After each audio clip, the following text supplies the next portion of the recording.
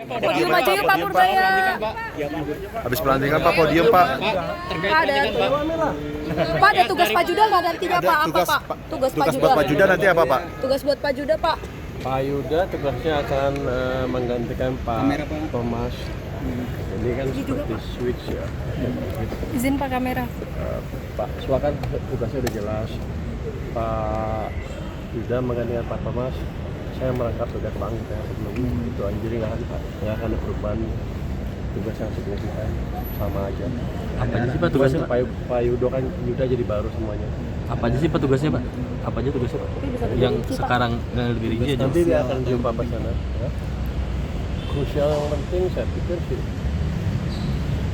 tinggal memantapkan apa yang sudah ada sekarang, dimantapkan lagi aja.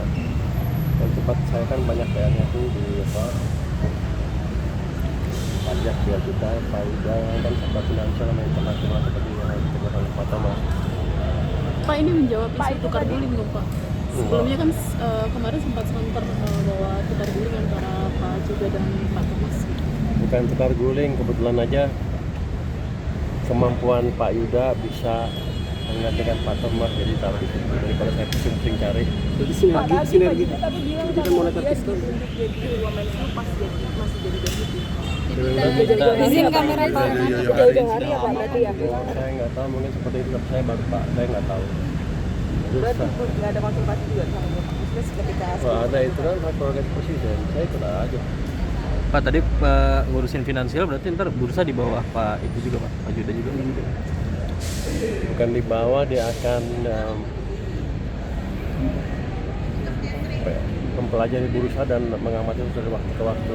Itu juga akan menjadi ex officio objek kita di OJK. Jadi seperti fungsi Pak Thomas.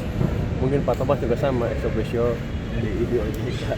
Jadi di OJK nggak ada perubahan katanya. Nah dengan kasus kemarin itu apakah ada pesan khusus atau mungkin arahan khusus ke Pak Juda antar bakal terjun ke bursa gitu Pak? Ya nanti pasti ada, kami minta dia untuk memastikan integritas pasar terjaga dengan baik, praktek bisnis yang baik akan dijalankan oleh bursa maupun oleh OJK dalam pengawasan. Pak satu lagi mungkin Pak, OJK itu kemarin katanya bikin pansel ya Pak, tapi ada info katanya nggak jadi pansel Pak, Presiden langsung ngarahin orang untuk ke DPR Pak, itu benar nggak sih Pak? Anda kata siapa? Saya dapat informasi Pak. Informasinya salah. Berarti tetap pansel Pak? Kita akan ada pansel ya. Apakah nggak lama Pak pansel Pak? Ya emang kenapa kalau lama? Undang-undangnya kan seperti itu. Kita justru harus mengikuti undang-undangnya ada, karena ini berkaitan dengan integritas kita mengelola pasar dan peraturan-peraturan yang sana. Kalau kita melanggar undang-undang yang ada, justru akan mengganggu kredibilitas kita sendiri dan kredibilitas hasil panselnya nanti atau kredibilitas hasil ketua OJK-nya nanti. Tapi bakal kejar 2 minggu Pak? Hah? Kejar 2 minggu. Sebenarnya sekarang enggak. Targetnya kapan ya Pak? Target Bapak kan waktu itu bilang 2 minggu. Kita kan, saya 2 minggu udah lumayan, yang sebelumnya seminggu. Saya kira seminggu sedikit. Tapi pada dasarnya nggak bisa 2 minggu karena ada kaidah-kaidah yang diikutin, di mana paling cepat akan lebih dari 2 minggu. Jadi melebihi waktu itu. Tapi nama-nama yang udah muncul Pak kayak Pak Biswakun segala macam itu Bapak sudah tahu? Saya nggak tahu, ini kan belum dibuka panselnya. Nanti begitu dibuka baru saya tahu siapa yang daftar.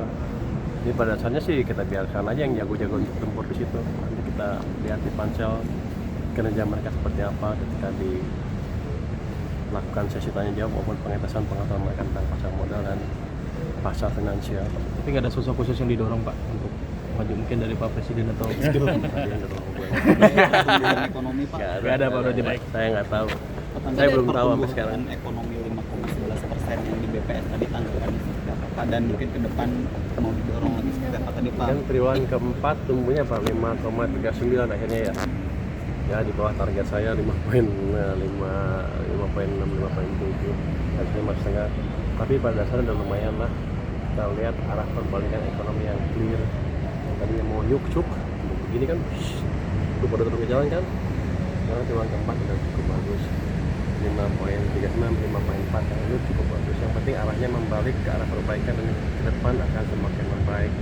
Saya pikir triwulan pertama tahun ini tren pertumbuhan yang kemarin akan terus berlangsung dan nanti akan semakin cepat di triwulan berikutnya. Kita coba walaupun di APBN 5,4 ya, kita coba dorong ke arah 6% kalau bisa untuk tahun 2026. Yang mau didorong apa Optimis pak? terus supaya dapat hadiah. Sekarang saya belum dapat hadiah. Yang mau didorong apa pak? 6% pak? Aduh, Ya dulu yang dorong. Jadi gini, kebijakan apa gitu pak? pertama kan saya pastikan likuiditas cukup di pasar. Perbankan bekerja dengan baik,